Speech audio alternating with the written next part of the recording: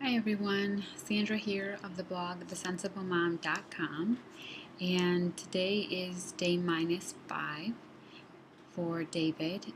It has been a more difficult day.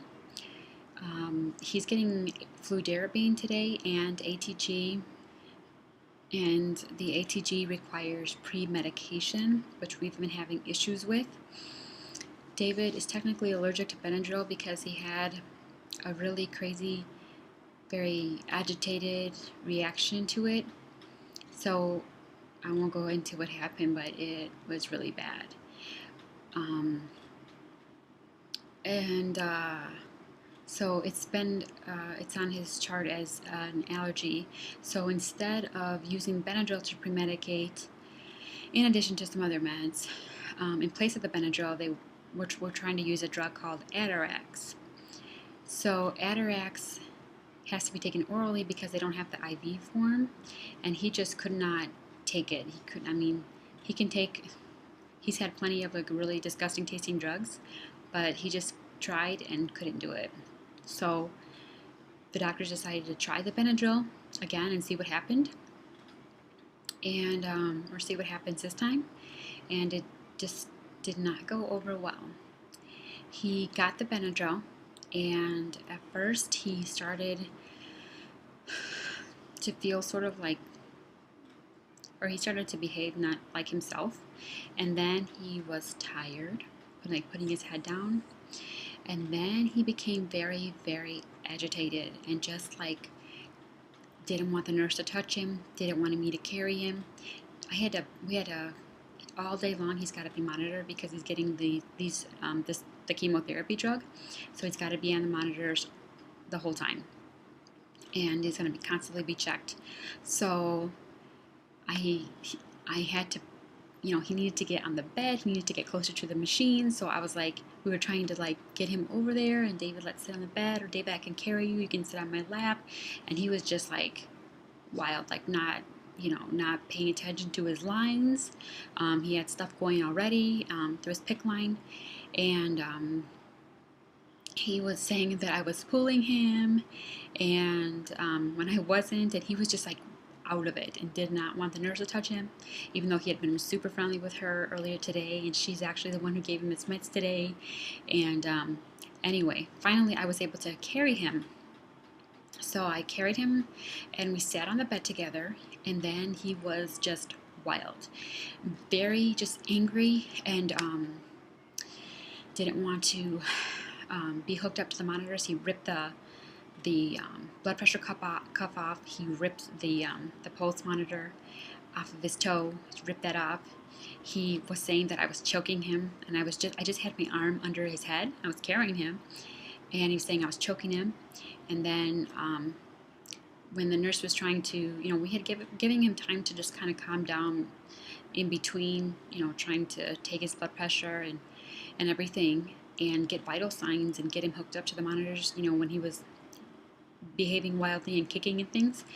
We're giving him time to just calm down. And then when the nurse was trying to take his blood pressure again off of a free arm, because he ripped it off his leg, he was saying that somebody was trying to take him. And so it was just horrible. He was just really, really agitated, really out of it. So he finally fell asleep, and then she was able to get him hooked up to the monitors and everything, and he's been sleeping ever since. But they do not want to give him any more Benadryl because they're afraid that the episodes are going to get worse, that they can continue to get worse, and he has to be on this, he has to be premedicated around the clock. And so what's going to happen this evening is that they're going to put an NG tube down his nose, and they're going to give him all his meds that way. And I can imagine that he's going to end up needing nutrition that way. We have talked so much about nutrition because a lot of times when kids are getting bone marrow transplants, they stop eating. So even though I ordered David breakfast today because he got up early, he didn't eat any of it, like not even a bite. And so he's had, it's 3:53 right now as I make this video, and he's had nothing to eat. So, and if he's going to be pre-medicated around the clock and everything, and just the grossness of the drugs, how they make him feel. He was complaining earlier of his stomach hurting again. I can imagine that he's not going to want to eat. And so we have talked about that a lot. Like, we were talking about that before transplant and everything, and we just went over options. They talked to me about it again this morning, asked me what I wanted to do, and I was like, no, I don't want an NG tube down his nose. You know, I don't want to go that route because I'm afraid he's just gonna like pull it out. And so if it's just short-term nutrition that he needs, I'm okay with it being TPN, which is just IV nutrition, and him getting all of his meds IV. But now, because we have this huge problem with the Benadryl Atarax, the pre-medication, they said that they need to put an NG tube down his nose, and they're going to switch everything to oral meds, but they're going to give it to him all through the NG tube, and then that's where he'll ultimately get nutrition.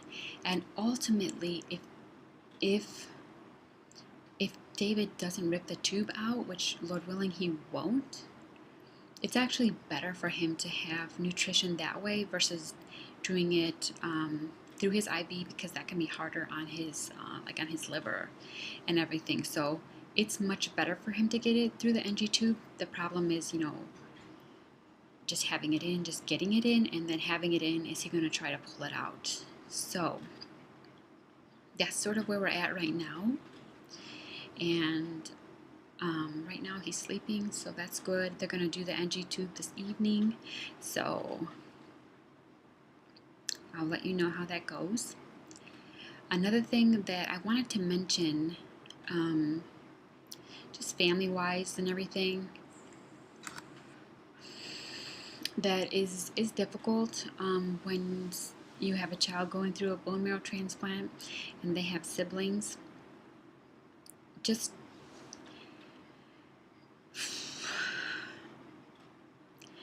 today I'm becoming more aware of how difficult it is. I knew already that it was going to be, it's not going to be easy for any of us, especially David. But I didn't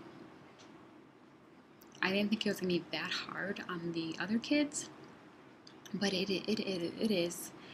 Like, it's hard on my youngest daughter because she is still nursing, and I'm only able to see her like once a day.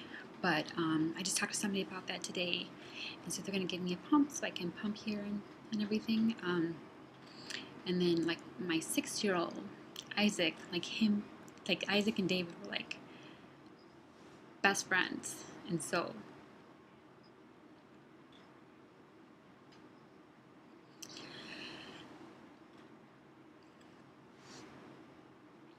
it's just difficult.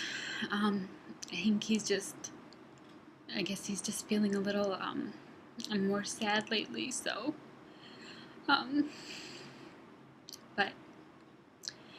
I'm gonna probably try to talk to like the child life specialist and see like if somehow we can work things out so that they can talk to someone, because that was a plan earlier on, but then it didn't end up happening, so we'll see. And anyway, that is all for today, and I will update again tomorrow, or we'll see how things go tonight, if I can make another video or not. See how things go and see how David feels when he wakes up.